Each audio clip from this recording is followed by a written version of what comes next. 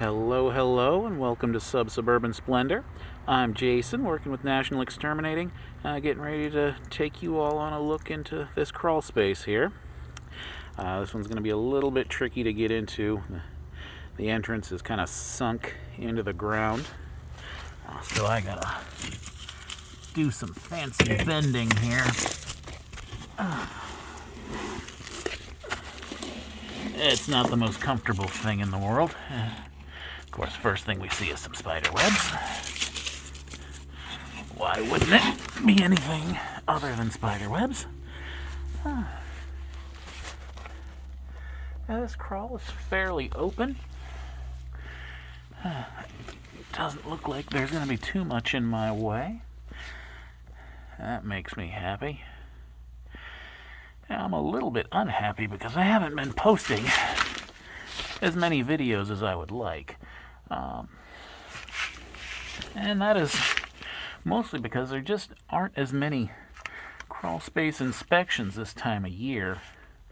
If you don't happen to be watching this shortly after it drops, we're in the month of November.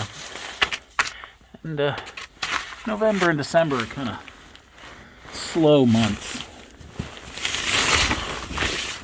when it comes to termite work. Your termite inspection is due yearly, in whatever month you signed up, and most people tend to sign up in the spring and summer, either because they've just moved in or because that's when they've found a termite problem.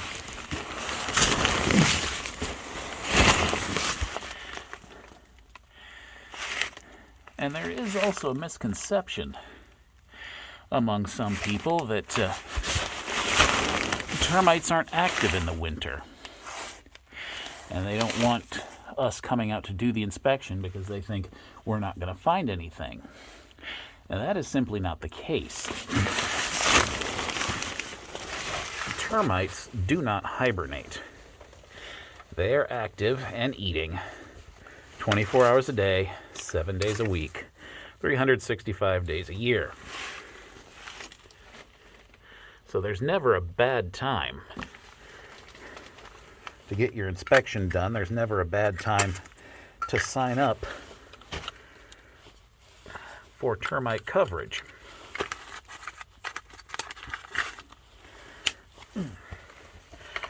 Now, if you do live down south here and your house doesn't have a termite plan with somebody, you really should look at getting that done.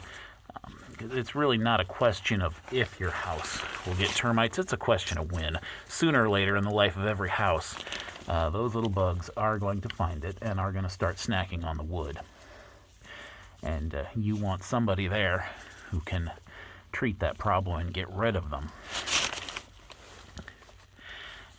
Give me 1 second. I'm having a little bit of trouble with my marker here. I got to put my little graffiti tag on this girder here.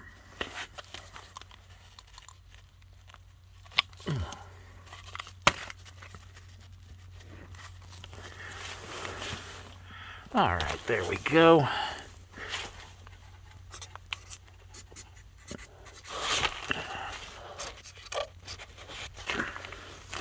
I will never win any awards for penmanship, but fortunately that doesn't matter in this line of work.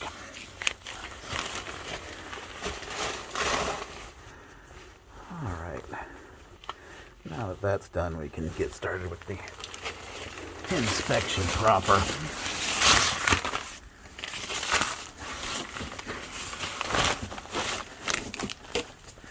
Now we got no insulation in this house. Looks like the bandboard's much darker than the girders. Probably just because it's on the outside edge of the house and more exposed to the elements. Got a little more age and seasoning on that wood than inside here.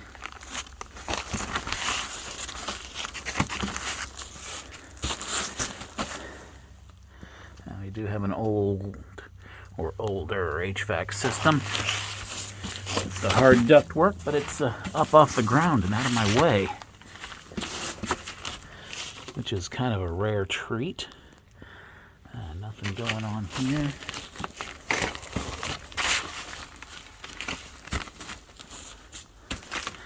I may have said it before, but I'll say it again. I do appreciate it when a house doesn't have insulation, because it makes it much easier to see everything. You can just kind of do a little drive-by and check everything out. You don't have to stop and argue with that stuff trying to get it out of the way to see what you need to see. Although, if you'd like, National Exterminating will install some insulation down here and save you a couple bucks on your heating bill.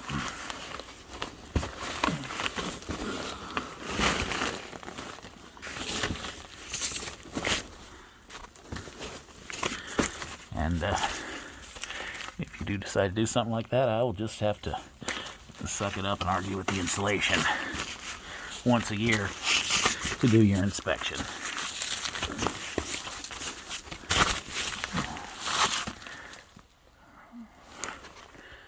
Looks like at some point there was... Oh, man. Oh, sorry about that. That slipped a little bit. Messing up my focus. Looks like at some point there was a leak or something here. You can see where that wood's gotten discolored.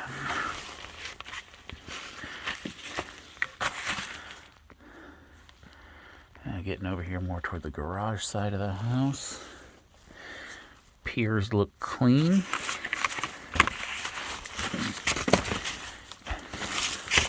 Yeah, not a whole lot going on this one. At some point somebody got mad at a vent and busted it up and threw it in here. Don't see that too often. Vents usually fall outside, not inside. If you've got old vents that are falling apart or rusted, you do want to get those replaced, because they're not doing the job they're supposed to do, letting the air flow or stopping the air from flowing, depending on the needs of the house. Of course, if you've got moisture issues, you may just want to get those vents sealed and not have to worry about them anymore.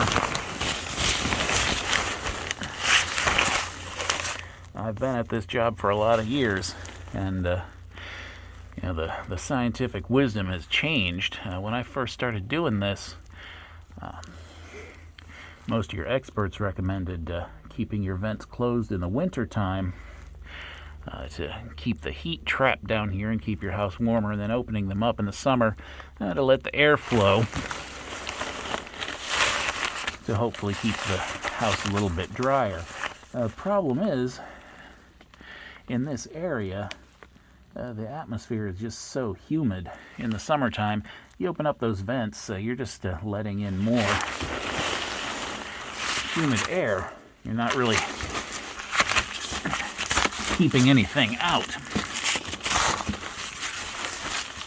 So most of the time we end up sealing the vents, putting in a dehumidifier to regulate that. Mother Nature just can't do it here in southeastern Virginia.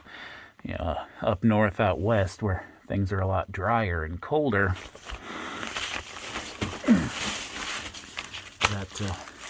that wisdom probably still applies.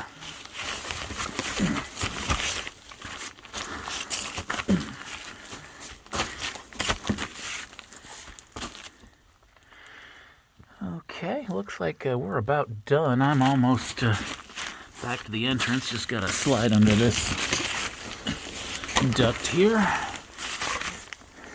And, looks like that's my way out underneath that water pipe. I sure don't want to go around. Alright everybody, thanks for watching. Please hit that like button, hit the subscribe button if you haven't already. share this with your friends. Let them know the kind of fun we're having down here. And until next time, thanks for watching.